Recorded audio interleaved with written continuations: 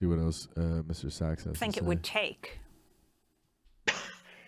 You know, part of the problem is we have two Democrats who are seemingly more Republican than Republican in this Senator's Sinema and Manchin.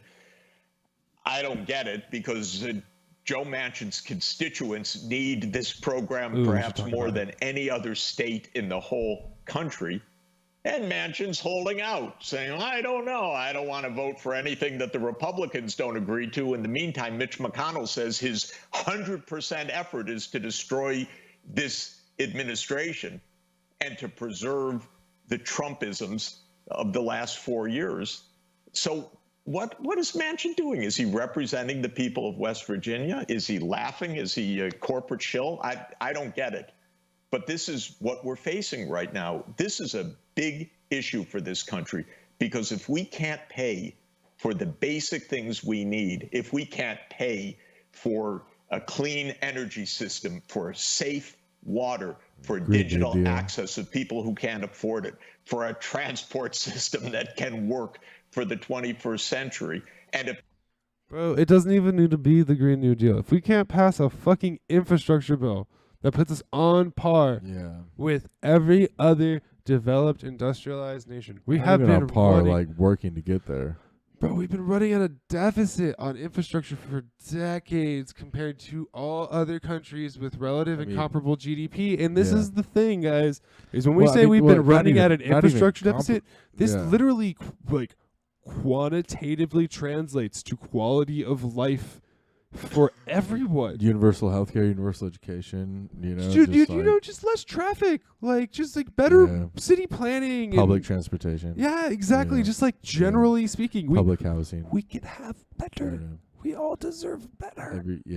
And fundamentally, that is the issue at stake here, and I don't understand why we don't expect more from our government if they are going to take as much from us, and why we don't expect better tax solutions than what's currently functioning. Because there is a part of me that, like, I understand that small businesses are kind of overtaxed in a certain sense. Oh, majorly. Well, dude, payroll taxes are hard.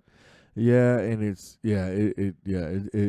tough in a lot of ways to be a small business owner. Yeah, and like it just sucks to hear that like large corporations are paying 1%, and like I'm sure small businesses pay of GDP, but a lot of them, I mean, like because of like federal subsidies, a lot of these major corporations who are raking in, hundreds of millions of dollars in profit and stuff like that are paying like net zero in taxes, and that's not walking away with profits after filing taxes. Yeah, well, I mean, net zero is a profit. You know what I'm saying? Like not paying any taxes, like that's like you know what I'm saying? Keep all that in your pocket, son. Like whereas the average working person is paying between 20 and 30%. Yeah, it's bullshit. Yeah, so for what? Anyways. For what and why? Yeah, dude, I'm tempted. Anything else? Do you want to finish this or? Yeah, we can let play. All right. The corporations say, count us out. We just love our billions and we don't want to put in anything. Well, what are we going to have as a country? And President Biden is there to turn this around, and he made a perfectly fine proposal.